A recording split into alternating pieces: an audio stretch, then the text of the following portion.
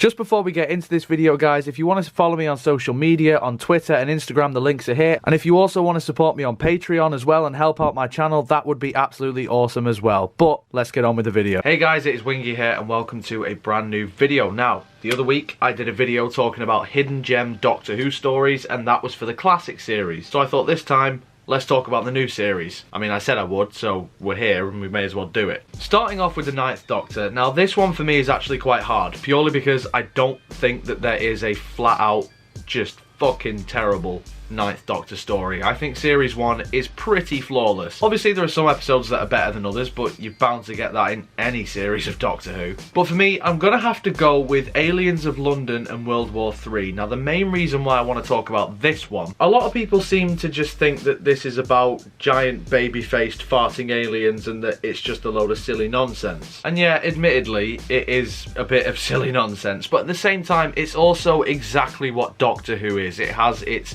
interesting stuff, it has its sci-fi stuff, it has its fun stuff, and it is just entertaining, and that is what you want from a Doctor Who story. Now, a lot of people will say that Doctor Who is very political nowadays, and I think, yeah, there is an argument for that. Being political isn't necessarily a bad thing, it's all about the execution and how you do it.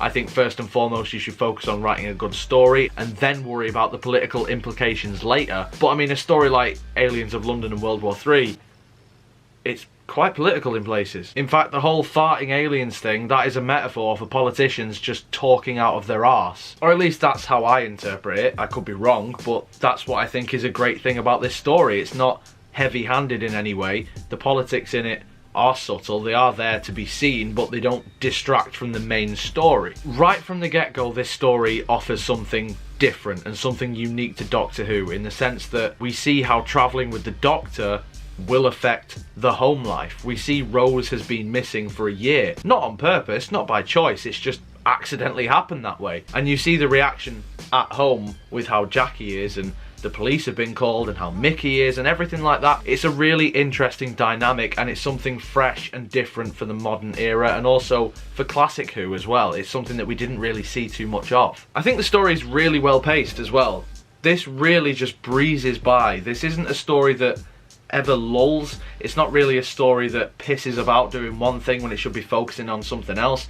It just is nicely balanced with everything. And because there are different threads and subplots, a lot of the time a story can get bogged down with those things, but I don't think that this one does. The Slitheen, I think, are a great design. I think Eccleston is brilliant in this one. When I think of the Ninth Doctor, I like to think of him as a plethora of different things. He's not just the PTSD Doctor. This is the Ninth Doctor having fun. Obviously there's the serious moments where, you know, they're talking about sending missiles to Downing Street, but it still works. You still see funny moments, like when he's in the TARDIS and Rose is just like, oh yeah, my mum's cooking. Oh good, put her on a slow roast and let her simmer, or something like that. The entire cast is clearly having a ball, and it's entertaining, it's fun as hell, it is goofy, but lots of Doctor Who is. So, going to the 10th Doctor, I want to talk about the Sontaran Stratagem / the Poison Sky. Now again, this is very much in the same vein to me as the 9th Doctor story that I just spoke about. It's a hell of a lot of fun. You don't take it too seriously. It's a nice reintroduction to the Sontarans, and clearly everybody is having a ball. For me, this is the most Pertwee-esque story that we've ever had in the new era.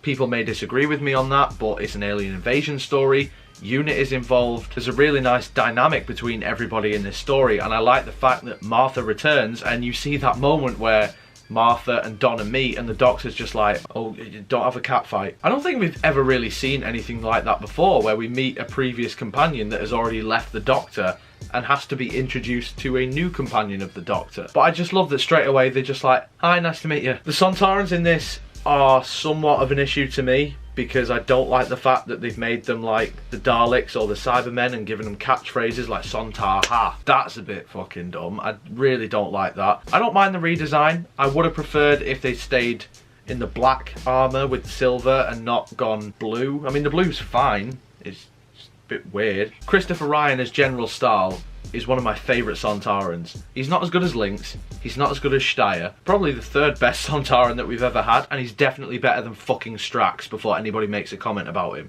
God, I hate Strax. There is again some nonsensical stuff in this, but it doesn't really distract from the story because, like I say, I just have a ball with it. I just really enjoy it.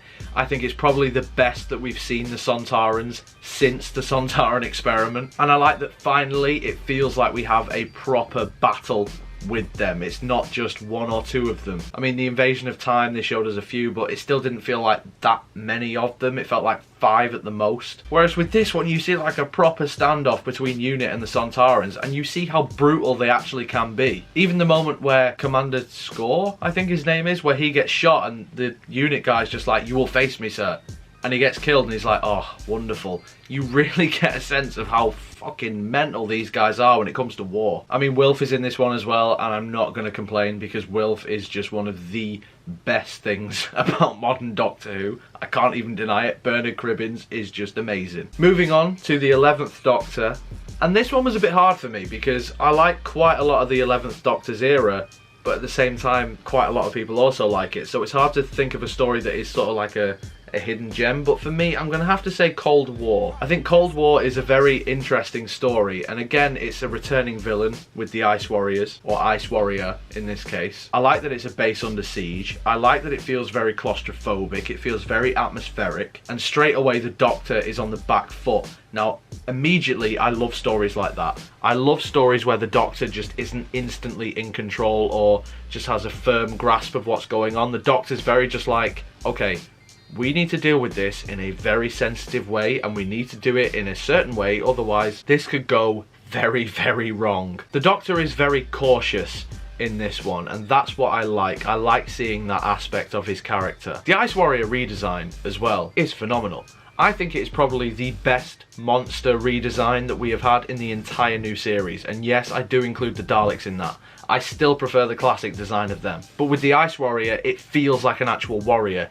The original ones, they're a bit clunky, they're a bit blobby, whereas this one, it looks like a soldier. And yes, I know that the Ice Warrior does go out of its casing, but if I'm being totally honest, if it's just a one-off, then I am more than okay with it. If it was a regular thing where we saw them outside of their armour and their casing, yeah, I would have an issue with that. But so far, it's not been a regular thing. In the Empress of Mars, I don't think we saw that. So yeah, this is fine by me. It adds something new to an old villain, and I will always appreciate something like that. Even if it doesn't necessarily work, Not saying that it doesn't in this, because I definitely think it does, but I always like new ideas with old villains, and this is definitely one. I love where you see the Ice Warrior trying to pick people off one by one. It really adds to the tension and adds to the claustrophobia that is already in this story, given the setting of a submarine. Whilst it's not a perfect story, and it does have its issues, I genuinely really enjoy this one, and it is one of my favourite Matt Smith stories, but I just think it gets overshadowed by the likes of The 11th Hour, or Day of the Doctor, or The Impossible Astronaut, or just stories like that. I nearly said Night Terrors before anyone says in the comments, because I genuinely do love Night Terrors, which funnily enough is another Mark Gatiss story, but I just had to go with Cold War, because out of the two, I would watch this one more than I would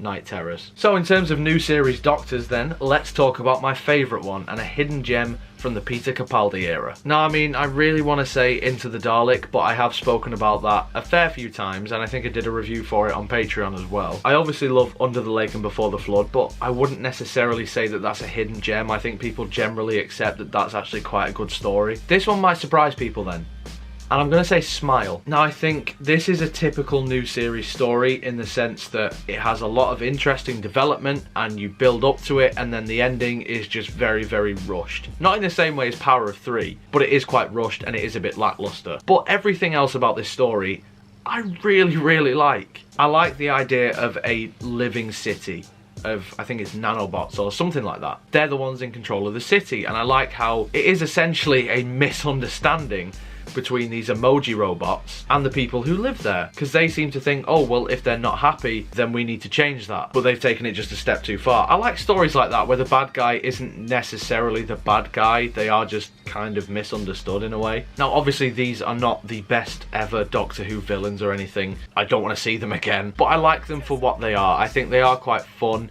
I think they are quite horrifying in places as well. I think the fact that they are so innocent but also so terrifying in the way that they can kill you and what they actually can do to you, yeah, that's a bit grim. Peter Capaldi, though, is having an absolute ball. In fact, both him and Pearl Mackie are. You can tell that they are loving every second of this. I love the moment where the Doctor's just like, I have a really childish urge just to blow this up. That is just so the Doctor. Peter Capaldi just really gets it. It's not a perfect story by any stretch of the imagination. It's not a story that I feel is going to get into a top 10 list anytime soon, but I genuinely do think that this is one of those stories that I will revisit it a fair amount, purely because I just have fun with it. It's kind of a comfort episode for me. It's not an episode that I think is just going to blow me away every single time, but it's just a little bit of harmless fun. It reminds me of classic Who, in the sense that it's just a bit wild and mental, but entertaining as hell. And then finally then, let's talk about the 13th Doctor, and I'm gonna say KaBlam, I guess. That was the only story that I somewhat liked in Series 11.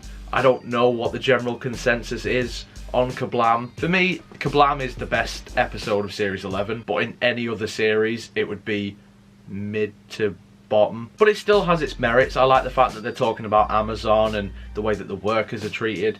That was quite cool. I like the fact that there is this postal service in the universe. Like a lot of Series 11, it looks incredible. The script definitely does have issues though, and I think the resolution of the kid actually being the bad guy, and yet the corporation was not really the bad guy. I mean, they kind of got their messages mixed up there, I think, but hey, it was an alright twist in my book. Not a perfect one, a bit confusing, but still, it was alright. The actual design of the robots as well is really cool and really creepy in places as well. You get a real sense that the Doctor and the companions are being watched by these things, and I mean, creepy robots that are watching over the Doctor or whoever, I'm always down for that shit. So out of all of Series 11, this is probably the only story that I would ever think about revisiting, or at least if I had to rewatch an episode of Series 11, I would probably go with KaBlam. But like I say, it's kind of the best of a bad bunch, really. But in the comments, guys, let me know what you think. What do you think are some of the hidden gems or underrated stories of each of the new series Doctor's eras? Whatever you think, let me know in the comments below. If you enjoyed this video, make sure you leave a like on it, subscribe for more. Social media links and Patreon are in the description as usual, so if you would follow me on any of those things, then I would absolutely love you forever. But till next time, guys, you take care of yourselves. Goodbye.